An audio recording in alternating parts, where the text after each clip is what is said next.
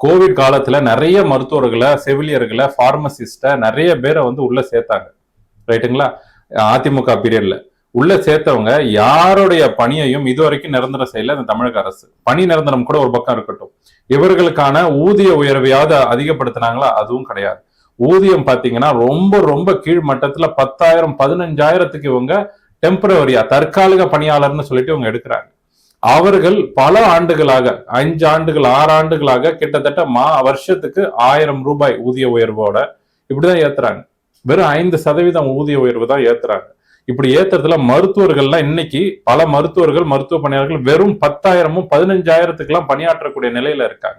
இவங்க வேலைக்கு எடுக்கும் பொழுதே ஒண்ணு என்ன பண்ணணும், குறிப்பிட்ட ஆண்டுக்கு பிறகு உங்களுடைய பணி நிரந்தரம் செய்யப்படும் அப்படின்னு சொல்லிட்டு நீங்க வேலைக்கு எடுக்கணும்.